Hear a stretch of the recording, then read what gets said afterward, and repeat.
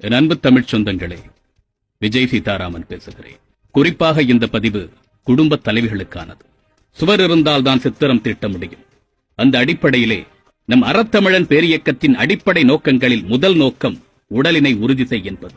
பிள்ளைகளை பெற்ற தாய்மார்களே, குடும்ப தலைவிகளே, சற்று நேரம் உங்கள் காதுகளை எனக்கு கடன் கொடுங்கள். ஓரிரு தலைமுறைகளுக்கு முன்பு நமது பாட்டிமார்கள் 10 பிள்ளைகளை பெற்றேன், 12 பிள்ளைகளை பெற்றேன் என்று சொல்ல கேட்டிருக்கிறோம்.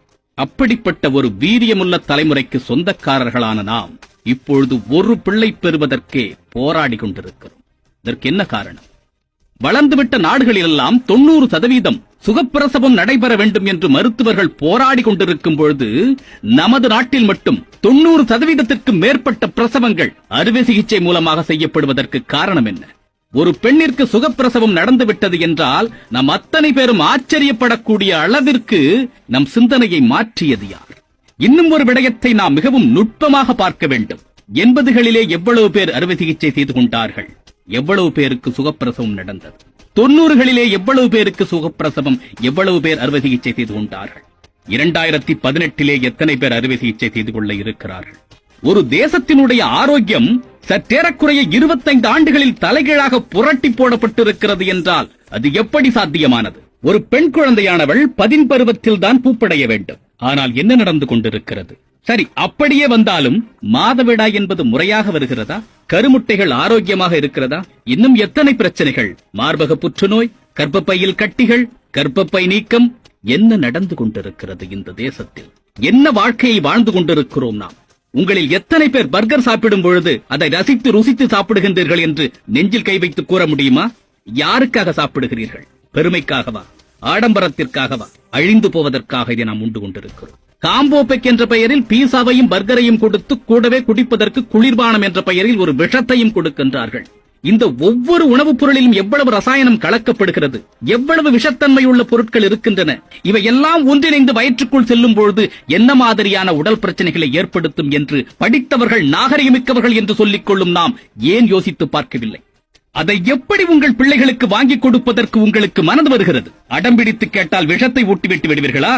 வண்ண வண்ண கலர் கேக்குகளை சாப்பிடாதீர்கள் என்பதற்காகவே பிறந்த நாள் அன்று உங்கள் பிள்ளைக்கு விஷம் கொடுப்பீர்களா என்ற தலைப்பில் ஒரு பதிவை நாம் வெளியிட்டிருந்தோம். அதை பார்த்த பிறகு தன்னை திருத்திக் கொண்டவர்கள் பல நூறு பேர். ஆனால் அது விஷம் என்று தெரிந்தும், உடலிற்கு கேடு என்று தெரிந்தும் இன்னும் அதை பயன்படுத்திக் கொண்டிருப்பவர்கள் நம்மில் எத்தனை பேர்? நாம் பகிர்கின்ற தகவல்களை எல்லாம், நாம் சொல்லுகின்ற செய்திகளை எல்லாம் அப்படியே ஏற்றுக்கொள்ளுங்கள் என்பது கட்டாயமல்ல. உங்கள் அறிவிற்கு சிந்தித்து பாருங்கள். உங்கள் கையில் இருக்கக்கூடிய செல்போனிலேயே அதை ஆராய்ந்து பாருங்கள். மைனஸ் டிகிரியில் வாழ்ந்து கொண்டிருப்பவனுடைய உணவு கலாச்சாரம் 100 டிகிரி வெப்பத்தில் வாழ்ந்து கொண்டிருப்பவனுக்கு ஒத்துப்போகுமா என்று ஆராய்ந்து பாருங்கள்.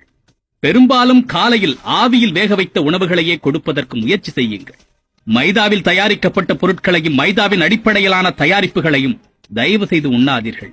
பதப்படுத்தப்பட்ட உணவுகளை முடிந்தவரை தவிர்த்து விடுங்கள். என் அன்பு தாய்மார்களே, உங்களிடம் நாம் மன்றாடி கேட்டுக் கொள்கின்றேன். எந்த சூழ்நிலையிலும் உங்கள் வீட்டு பெண் குழந்தைகளுக்கு பிராய்லர் சிக்கனை கொடுக்காதீர்கள். பிராய்லர் கோழி ஆணா பெண்ணா என்பதை உங்களால் கூற முடியுமா? அது இரண்டையும் சேராத பொதுப்பாலினம், அதாவது நியூட்டர் ஜெண்டர். அந்த பொதுப்பாலினத்தை தொடர்ந்து உட்கொண்டால் நம் பிள்ளைகளும் பொதுப்பாலினமாகி விடுவார்கள். அதுதான் நடந்து கொண்டும் இருக்கிறது. ஃப்ரைட் சிக்கன் சாப்பிடுகிறேன் என்ற பெயரில் உங்கள் வாழ்க்கையை நாசமாக்கிக் கொள்ளாதீர்கள். கம்பு சாப்பிடுங்கள். முடிந்தவரை கம்பினால் தயாரிக்கப்பட்ட உணவுகளை உங்கள் பிள்ளைக்கு கொடுங்கள். எந்த அளவிற்கு எண்ணெயை குறைத்து பயன்படுத்த முடியுமோ அந்த அளவிற்கு குறைத்து பயன்படுத்துங்கள். எண்ணெயே இல்லாமல் என்ன உணவுகளை எல்லாம் செய்ய முடியுமோ அவற்றையெல்லாம் தயாரித்து பிள்ளைகளுக்கு கொடுங்கள். பிரிட்ஜில் வைக்கப்பட்ட தண்ணீர் குளுமையாக இருந்தாலும் அது உடலுக்கு சூடு என்பதை சொல்லிக் கொடுங்கள். மண்பானையில் வைக்கப்பட்ட தண்ணீரை குடிப்பதற்கு பழக்குங்கள்.